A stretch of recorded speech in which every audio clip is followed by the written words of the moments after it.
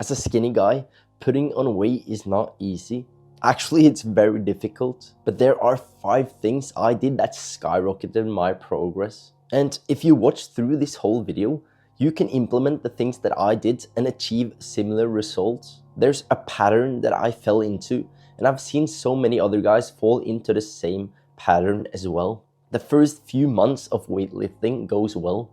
You put on some muscle, you get the noob gains, but then all of a sudden you stagnate. You stop making progress, you stop putting on muscle and start questioning everything. Am I doing the right exercises? Am I working hard enough? And that's what happened to me as well. For months after a decent start, I stopped putting on muscle, I stagnated. I followed the workouts, trained as hard as possible, and asked myself why I wasn't making the same amount of progress as my friends or the other people around me. I wonder why everyone seemed to grow so much faster than me. But then I discovered the real reason for why I didn't make the progress I wanted, and that changed everything. If you're watching this video, you're probably feeling the same as well. You feel stuck, you're still skinny, and you're wondering what you're doing wrong. You can't seem to gain the same muscle as the people you know, but there is a way for people like you and me to make significant progress.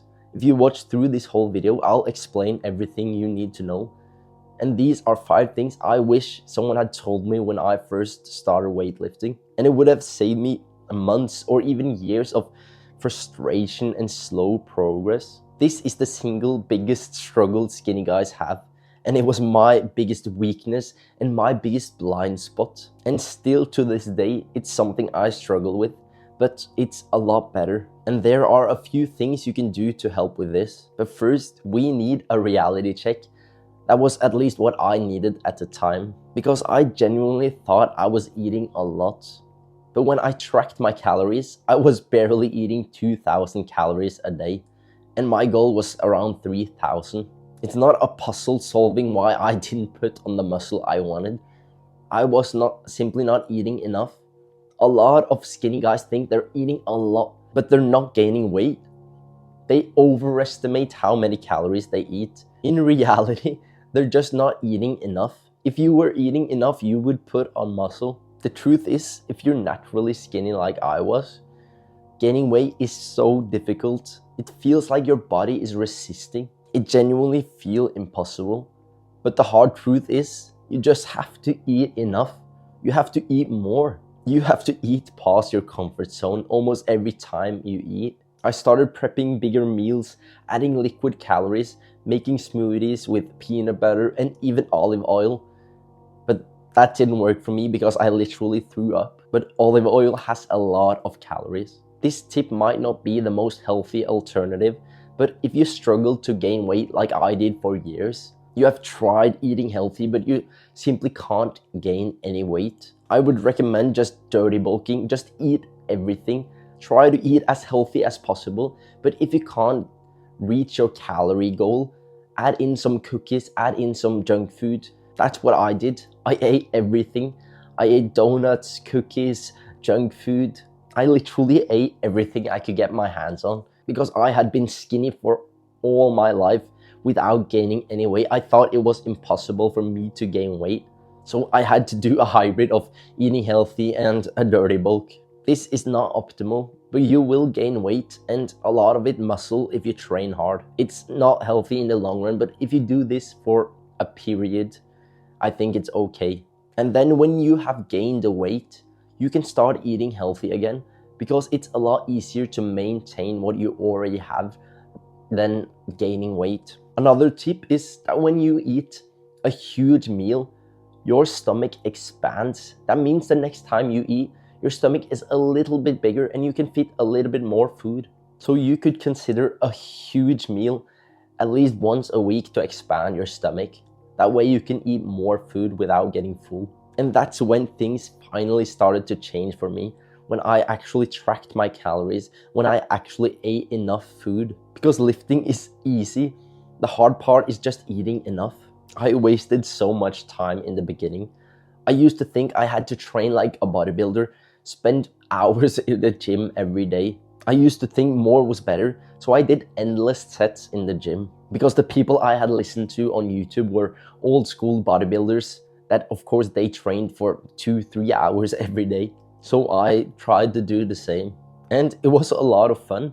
When you make progress, it's fun, you want to do it more and more. But I was constantly tired, sore, and still not growing. And the exercises later in the workout were so bad because I had no energy to perform. So I was barely moving weight, I was just wasting time. But once I switched to way shorter workouts where I focused on quality instead of quantity, I made a lot more progress. I started to recover better, lift heavier, and actually build muscle. Efficiency over volume.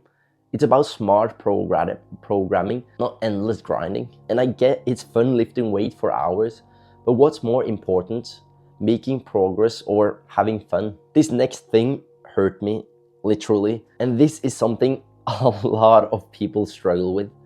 Because we want to feed our egos. I chased numbers too fast. I ego lifted because I wanted to lift heavier than my friends. And this is a mistake a lot of people make, because they want to lift as heavy as possible. And the thing that happens with a lot of people, and the thing that happened to me, was my shoulders started to hurt because I was lifting way too heavy on the bench press. And I had to take a break.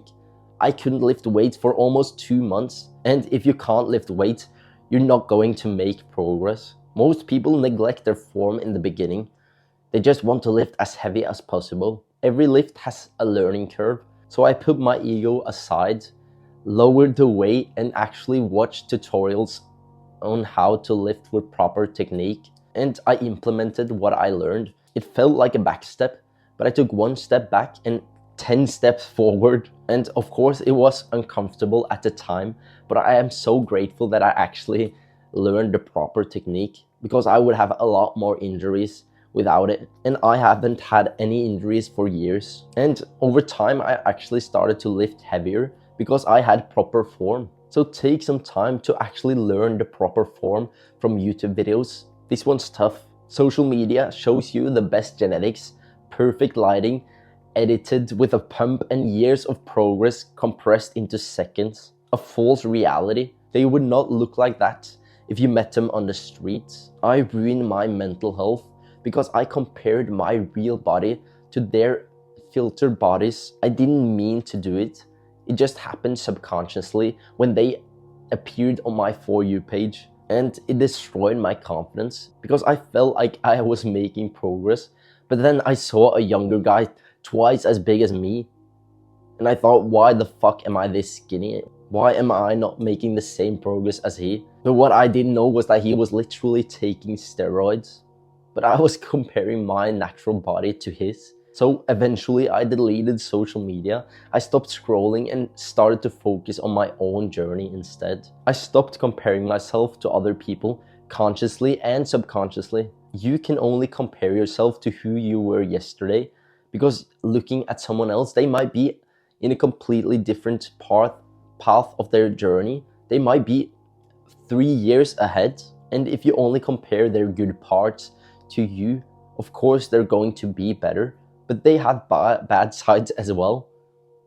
They are not as perfect as it seems. They might struggle with mental health issues, and that might be the reason they're jacked as fuck, because they're insecure and now they're taking steroids, and they might die at the age of 40. So comparing yourself to someone else is irrelevant. It literally does not matter at all. Just because someone else in a different country or a city looks better than you does not mean you all of a sudden look worse.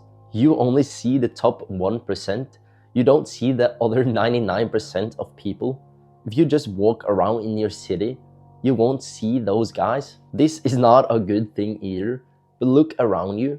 Most people are overweight and out of shape. I would rather you looked at the average guy than the top 1% who literally lives to lift weight.